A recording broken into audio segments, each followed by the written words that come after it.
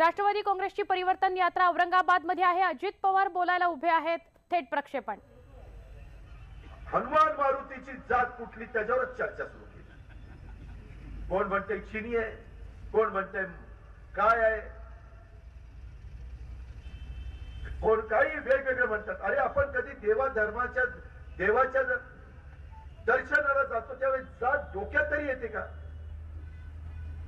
हे कसं यांना सुचतं आणि ह्यांनाच का सुचतं याचा विचार कन्नडवासियांनो करा।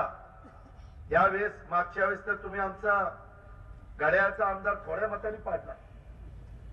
आता तरी यंदा लोकसभेला जो काही आम्ही उमेदवार ठरवू सगळे मिळून त्या उमेदवाराला विजयी करण्याचं काम, त्याला आशीर्वाद देण्याचं काम, त्याला लोकसभेमध्ये पाठवण्याचं काम करा। आतापर्यंत ज्या चंद्रकांत खैरेंना पाठवलं त्यांनी काय केलं? काय तुमची खैरच ठेवली नाही? काय केलं सांगा ना। खैरे साहेबांनी तुमच्या माझ्या औरंगाबाद शहराकरता, माझ्या कन्नड करता, वैजापूर करता, गंगापूर करता, खुलताबाद करता, माझ्या शहरातल्या 3 विधानसभा मतदारसंघाकरता, औरंगाबाद पूर्व, पश्चिम, मध्य काय केलं? सोयगावला काय केलं? पैठणला काय केलं? पैठणचा तर पलीकडे माझ्या जालना लोकसभा मतदारसंघामध्ये जातो, सिल्लोड आणि पैठण, पण काही नाही। हे अवस्था आहे, याचा विचार कन्नडवासियांनो करा। खूप काही गोष्टी या निमित्तानं सांगण्यासारख्या आहेत, परंतु अजून भुजबळ साहेबांचं या निमित्तानं भाषण होणार आहे। शेतकऱ्यांच्या मुळावर उठलेल्या सरकारला आज मंत्रालयामध्ये जाणाऱ्या शेतकऱ्यांच्या अर्धनग्न मोर्चा सरकारने मॅरेथॉन स्पर्धेसाठी पोलिसांच्याकडनं मुंबईच्या वेशीवर त्या माझ्या शेतकऱ्यांना अडवलं। अर्धनग्न मोर्चा होता आणि माझा देखील नाशिकवरून शेतकरी मोर्चाला मुंबई बाहेर अडवलं। म्हणजे शेतकऱ्यांनी भाजप आणि शिवसेनेच्या सरकारला जाब विचारायचाच नाही, शेतकऱ्यांचे प्रश्न कुणी तिथं मांडायचेच नाही। माझ्या शेतकऱ्यांनी जायचं त्या मंत्रालयातनं उडी मारायची आणि आत्महत्या करायची। आज कांद्याला भाव नाही, माझे शेतकरी आत्महत्या करतोय। उसाला FRP प्रमाणे दर देता येत नाही, आम्ही त्यांना सांगितलं जरा दर वाढवून द्या, सरकार द्यायला तयार नाही। 29 रुपये भाव दिलाय, आम्ही म्हणतो की बाबा 29 रुपये नको, आमचं पाण्याची बाटली चालली 20 रुपये लिटरला, तर किमान साखर तरी थोडी महाग झाली पाहिजे, म्हणजे शेतकऱ्याला 2 पैसे मिळतील। सरकार लक्ष द्यायला तयार नाही। स्वतः पवार साहेब देवेंद्र फडणवीस साहेबांशी बोलताय, आम्ही नितीन गडकरी साहेबांशी बोलतोय। अहो या मंत्र्यांच्या मध्ये पंकजाताई मुंडे यांचे कारखाने, रावसाहेब दानवेंचे कारखाने, नितीन गडकरींचे कारखाने, त्याच्यामध्ये एकनाथ खडसेंचे कारखाने, विनोद तावडेंचे कारखाने, हरिभाऊ बागड्यांचा संभाजीराजे कारखाना, सगळ्यांचे कारखाने, सुभाषराव देशमुखांचे तर 3 कारखाने, सहकार मंत्री, पणन मंत्री, तरी कशाला मिळणार? ही अवस्था आहे। यांना स्वतःच्याच कारखान्याला FRP देता येत नाही, हे दुसऱ्याच्या कारखान्याला काय FRP देणार आहे? कसा भाव देणार आहे? गेल्या वर्षी जयंतराव पाटील तुमच्या कारखान्याचा भाव किती होता? भाव किती होता राजाराम बापू सहकारी साखर कारखान्याचा? 3200 रुपये भाव होता टनाला। इथंही ऊस लावायला तोच खर्च, तिथेही ऊस लावायला तोच खर्च, फक्त त्यांच्या ऊसातनं मात्र 135 किलो साखर निघते आणि आपल्या इथनं 110 किलो साखर निघते। याचा अर्थ 25 किलो कमी, 25 ते 75, तिथंच 750 रुपये झाले। साधं सरळ गणित आहे। त्याच्यामुळे चांगली शेती करा, आधुनिक पद्धतीनं करा, चांगलं बियाणं वापरा, चांगले लोक राज्यामध्ये आणि देशामध्ये कसे जातील। दिल्लीच्या राजकारणामध्ये पवार साहेबांना साथ देण्याच्या करता एक खासदार महत्वाचा आहे। एकेका खासदारांनी एखाद्याचं संपूर्ण सरकार पडतं। वाजपेयींचं सरकार पडलेलं आपण सगळ्यांनी बघितलं, एका खासदारांनी पडलं। आता सगळा पैशाचा बाजार चाललेला आहे। तुम्ही ज्यांना आमदार म्हणून निवडून दिलं ते आता शिवसेनेत नाहीत ना, त्यांनी शिवसेना सोडली, म्हणजे काही कामाची नाही। औरंगाबादमधल्या वेगवेगळ्या गावांमध्ये परिवर्तन यात्रा जाणार आहे आणि तिथे सभा सुद्धा राष्ट्रवादी काँग्रेसने आयोजित केलेल्या आहेत। आता आपण पुढच्या महत्त्वाच्या बातमीकडे वळतो आहोत। सुभाष देसाई आणि शेतकरी यांच्यामधली बैठक संपलेली आहे। हे तेच शेतकरी आहेत जे साताऱ्यावरून अर्धनग्न अवस्थेमध्ये मुंबईमध्ये आलेले होते आणि आपल्या मागण्या त्यांना सरकार पुढे ठेवायच्या होत्या। शेतकऱ्यांचं शिष्टमंडळ सुभाष देसाईंना आज मंत्रालयात भेटणार होतं। ही बैठक झालेली आहे। शेतकऱ्यांचं समाधान झाल्याचा सुभाष देसाईंनी दावा केलेला आहे। टप्पा 2 मधील सलग सर्व्हेमधील हरकत असलेलं क्षेत्र वगळलं जाणार आहे। शेतकऱ्यांच्या जमिनी सलग सातारा जिल्ह्यातल्या शेतकऱ्यांनी ही भेट घेतलेली आहे। सातारा जिल्ह्यातल्या शेतकऱ्यांनी सातारा जिल्ह्यातील खंडाळा या औद्योगिक क्षेत्रातील एक शेतकऱ्यांचं शिष्टमंडळ आम्हाला येऊन भेटलं, चर्चा झाली। त्यांचे जे मुद्दे होते त्यांच्यावर आम्ही सविस्तरपणे चर्चा केली आणि काही निर्णय घेतले। ह्या निर्णयांमुळे त्यांचं समाधान झालेलं आहे आणि त्याप्रमाणे जे काही मोजके निर्णय झालेले आहेत त्याची मी आता माहिती देतो। एक म्हणजे खंडाळा टप्पा क्रमांक 1 मधील शिल्लक राहिलेल्या प्रकल्पग्रस्त शेतकऱ्यांना 15% परताव्याची जमीन खंडाळा टप्पा 2 मध्ये देण्यात येईल। निर्णय काय झालेले आहेत या संदर्भात सुभाष देशमुख माहिती देत होते। विवेक कुलकर्णी आमचे प्रतिनिधी आपल्या संपर्कात आहेत।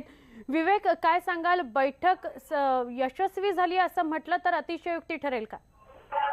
सुभाष देसाई यांनी देखील तेच म्हटलं की अतिशय सकारात्मक पद्धतीने ही सगळी बैठक झालेली आहे आणि या बैठकीनंतर काही शेतकऱ्यांशी मी बोललो ते देखील म्हणे की बैठक ही सकारात्मक झालेली आहे आणि हा जो आंदोलन त्यांचं जे आंदोलन आहे ते काहीतरी स्थगित होण्याची घोषणा आझाद मैदानावर होईल। या शेतकऱ्यांचं म्हणणं आहे की बैठक जरी सकारात्मक झाली असली तरी त्याची अंमलबजावणी योग्य रीतीने होणं आवश्यक आहे। कारण गेल्या 2 दशकांपासूनचा हा प्रश्न प्रलंबित आहे आणि सरकार लक्ष देत नाही म्हणून अर्धनग्न शेतकऱ्यांना बंद घ्यावं लागलं आणि त्यानंतर कुठेतरी सरकारनं तुमचं म्हणणं ऐकलेलं आहे। बैठकीत शेतकऱ्यांचं सकारात्मक प्रतिसाद आहे पण अंमलबजावणी योग्य झाली पाहिजे अशी या सगळ्या शेतकऱ्याची मुळात भूमिका आहे। आझाद मैदान पुढच्या त्या संदर्भातही घोषणा केली जाईल। नक्की विवेक, क्षमा करा, आपल्याला थांबवावं लागतं कारण आपला आवाज आमच्यापर्यंत नीट पोहोचत नाहीये। उद्योगमंत्री सुभाष देशमुख नव्हे सुभाष देसाई यांच्याशी हे शिष्टमंडळ भेटलं। आपले प्रश्न, आपल्या मागण्या त्यांनी सुभाष देसाईंसमोर मांडल्या आणि सुभाष देसाईंनी जी प्रतिक्रिया दिलेली आहे की शेतकऱ्यांचं समाधान झालेलं आहे, काही महत्त्वाचे निर्णय शेतकऱ्यांच्या हिताचे असे सुभाष देसाईंनी घेतलेले आहेत। पुढची बातमी, भाजपचे अहमदनगरचे खासदार दिलीप गांधी यांनी भर सभेमध्ये शेतकऱ्याला खडे बोल सुनावले होते। ही घटना 14 तारखेला म्हणजे 14 जानेवारीला घडली होती। तो व्हिडिओ न्यूज 18ने सगळ्यात आधी तुमच्यापर्यंत पोहोचवला होता। खासदार सामान्य अशा शेतकऱ्याला कसं झापतायत हे आम्ही तुम्हाला दाखवलं होतं। या सामान्य शेतकऱ्याची चूक काय होती तर त्याने प्रश्न विचारलेला होता आणि त्या प्रश्नाला उत्तर ते देऊ शकले नाहीत म्हणून त्याला झापण्यात आलं होतं। आता मुद्दा असा आहे की हा व्हिडिओ ज्याने काढला त्या तरुणाला धमक्या दिल्या जात आहेत, त्याला शिवीगाळ केली जाते स्थानिकांकडून आणि भाजपच्या नेत्यांकडून दबाव आणला जातोय असा आरोप या तरुणानं केलेला आहे। त्याच्या विरोधात गुन्हा दाखल करण्याची धमकी सुद्धा त्याला दिली जाते। त्यामुळे या सामान्य शेतकऱ्याने असं म्हटलंय, या सामान्य माणसाने असं म्हटलंय की माझा काहीही दोष नसताना पोलीस मला का बोलवतायत, का दबाव आणतायत। नवनाथ औटी याची प्रतिक्रिया आपण पाहणार आहोत, मात्र त्याआधी छगन भुजबळ बोलायला उभे राहिलेल्या औरंगाबाद मधून थेट प्रक्षेपण। आणि मग ती माहिती घेतली, मी तिथे गेलो। कन्नड परिसरामधील गोर बंजारा समाजातील योगेश राठोड केवळ फक्त 29 वर्षाचा मुलगा, तो एका केस मध्ये होता, कोर्टात हजर राहिला नाही म्हणून वॉरंट निघालं आणि त्याला जेलमध्ये ठेवण्यात आलं आणि त्याच्यानंतर त्याला हॉस्पिटलमध्ये ऍडमिट केलं आणि हॉस्पिटलमध्ये ऍडमिट केलं त्यावेळेला सांगतात की तो चक्कर येऊन पडला आणि मेला। माझ्याकडे हे सगळे फोटो आहेत त्याचे। त्याच्या डोक्याला तर मार आहे, त्याच्या सगळ्या तोंडावर माराच्या खुणा आहेत, त्याचा हात लोळापांगळा पडलेला होता, त्याच्या छातीवर माराच्या खुणा आहेत, सगळं अंग लाल लाल झालं होतं. पाठीवर त्याच्या गुडघे त्याचे असे फोडून टाकलेले होते. त्याची पाठ फोडून टाकली होती.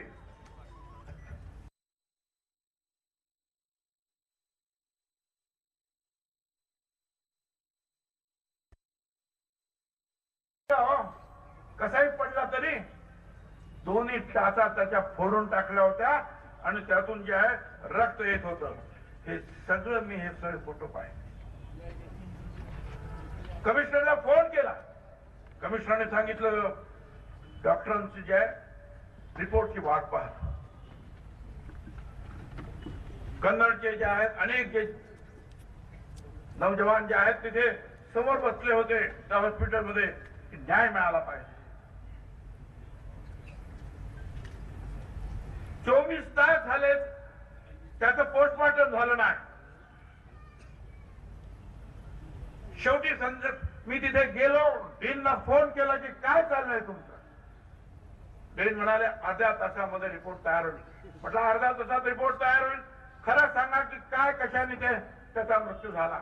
आणि डीनने मला सांगितलं की त्याच्या डोक्याला मार आहे आणि त्याच्या सगळ्या अंगावर जे आहेत माराच्या जखमा आहेत.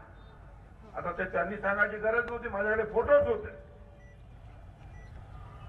आणि मी त्यांना सांगितलं त्याच्यावर कारवाई करा.